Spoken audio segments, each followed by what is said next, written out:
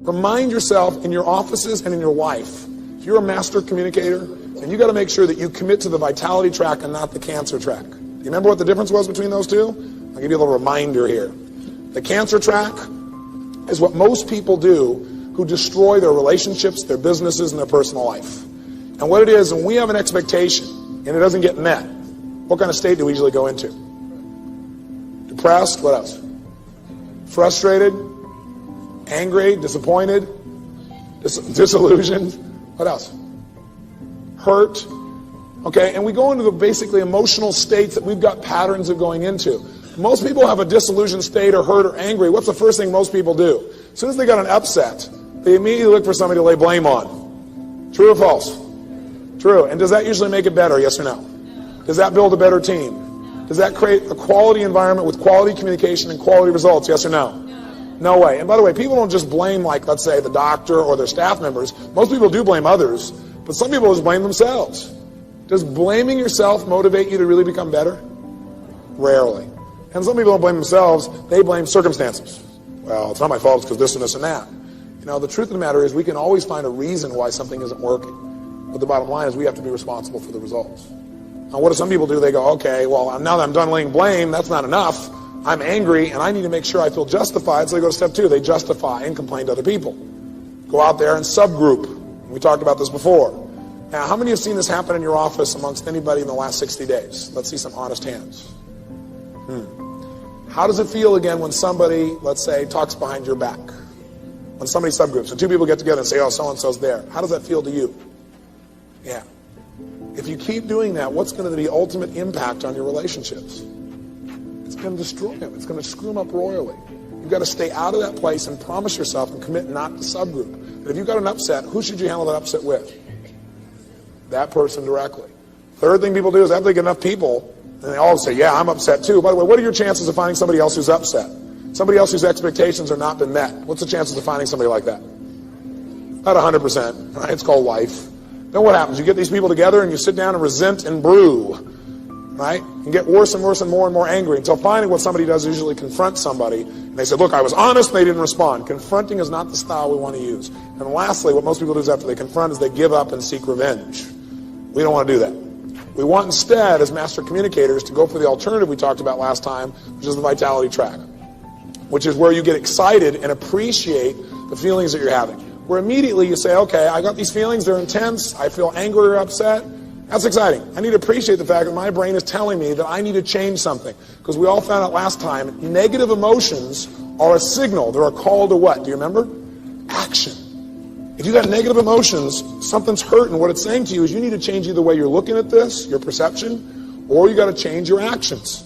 The way you're doing it, the way you're communicating, the way you're making requests. So if you're feeling negative feelings, you don't want to feel bad about it. You want to say, okay, this is great. This is my brain trying to give me a note. I need to get curious about what is it that I really need right now. And I need to think of what else could this situation mean. I'm really upset about it, but what else could it mean? Maybe the doctor raising his voice to me, or her voice to me, isn't they don't care about me. Maybe they're stressed. Maybe I ought to see if I can support that person. Maybe I need to soften the way I'm feeling about this and not say I'm devastated, but say, I'm a little frustrated with the way they're treating me. Maybe I need to go and communicate as soon as possible to that person that, I know they have good intent, and I'd really appreciate it if they changed their style of communicating with me because it just doesn't feel good and I want to support them. And if I do that enough and I focus on meeting this person's needs, I'm going to probably meet my needs. So as a master communicator, what we're doing is controlling meaning, and we're making sure that when we have negative emotions, we don't see them as a negative, we see them as a call to action, a chance to change. We spend a lot of time talking about mindset from the standpoint of think positive so positive things happen. And I do believe in having a positive mindset, obviously. Mm-hmm. I think that the actions that you take are way more important in terms of developing that mindset.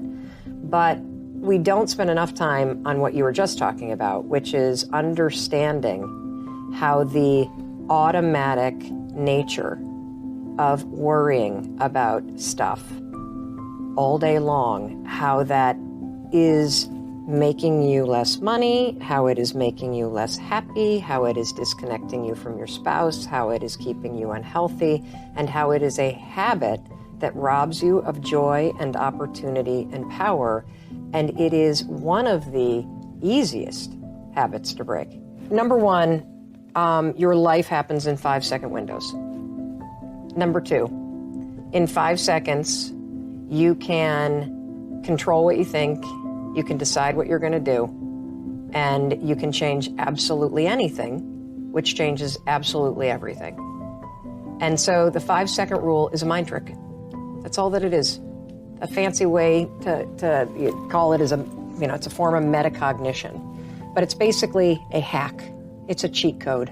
Okay. And the way that it works, and this is the challenge with getting it out there, is that it sounds so profoundly stupid, like a gimmick, that it took a while for people to actually take it seriously. I get that. And to really stack up the science to make, anybody that interacts with it go, holy shit, like this actually works. Yeah. So here's what it is. Basically, the moment you catch yourself hesitating or doubting or starting to worry or about to chicken out or shrink or shut up or whatever it is that you're about to do that is shrinking your power, you just go 5, 4, 3, 2, 1. You count backwards, 5, 4, 3, 2, 1. What happens when you do that? Don't do it out loud because it'll scare somebody, like a psycho. And 5, 4, 3, 2, 1. I'm talking. Yes, exactly. No. My turn. Yes, exactly.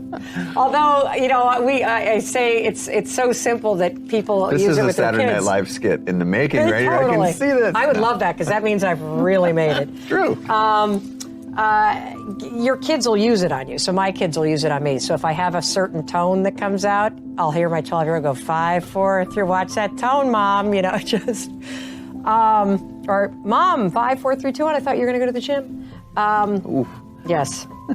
So by counting backwards, the kind of cheat code that you're doing in your mind is you are interrupting what are called habit loops that get encoded in the central part of your brain. And you are starting up the prefrontal cortex. It's a little trick that causes focus, and it's a lot like having a mantra because you're shifting gears. But the thing about having a mantra is, and I suppose that as you count backwards more and more and more, you become used to it, but it becomes a habit that triggers action. So what you do is you go 5, 4, 3, 2, 1, cut off this part of the brain, awaken this part of the brain, and then move. And what happens with the counting backwards